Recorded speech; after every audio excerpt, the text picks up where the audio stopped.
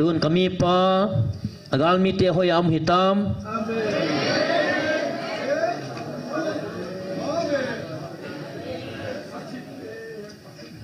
tunin nangman him le thalin nagal mi te na dalpun na chi na thip na injong nagal mi te nagitin te pipun hichelai muna nangma nei tas kaima nei tasana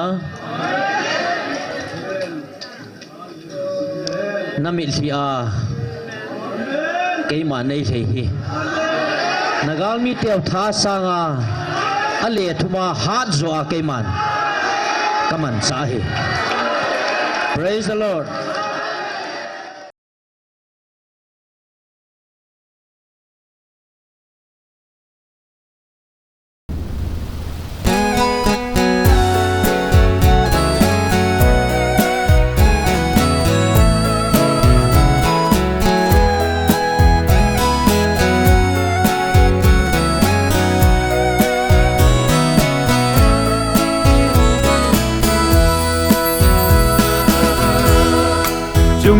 Pathen Alpha le Omega Pathen kathang wa simpo ve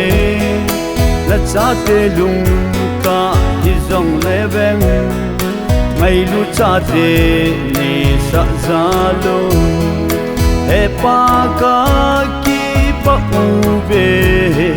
kathang wa ui tun ka mi pa gal mi te hoy ya dong hita vem nang man naga mi te hem le thal le ji na thep na song in na dal pui ke mane ta san na mi thi senga lei hi na gal mi te ha ha zona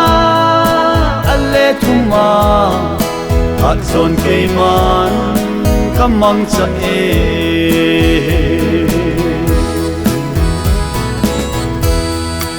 olo pipe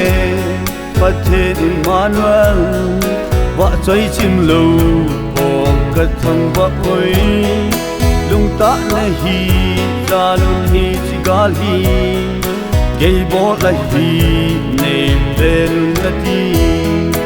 e pa nang ma to gon hi alo pi tun kami pa gal mi te hoy ya gong hita vem nang man naga mi te hem le thal le ji na thep na song in na dal pui ke mane ta san na mi thi senga lei hi na gal mi te ha ha zona alle thuma hat zon keiman kamang sa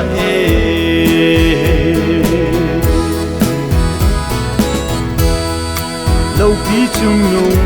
lal do na sang pe lo pa pathen hat chung nung nang sẽ rau phim tên nâng ngày in vã xoay Gabriel van Pilin ilom ta in na tin pi jing ai ngai lu e pa pathen dun kami pa gal mi te hoy ya gong hita vem nang man naga mi te hem le thal le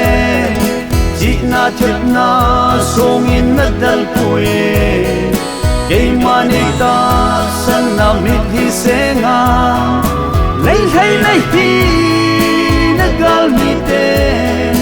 ha ha zona alle thuma hat zon ke man kamang sa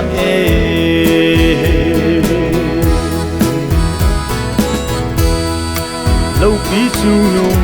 o Emmanuel pathen nang bo thằng vợ chim lâu vợ cháy chim lâu để hụ hình pa thêm nâng bồ dùng lên nỗi à Cậu vã cho ý nôm dính u chú Hẹp qua nâng ma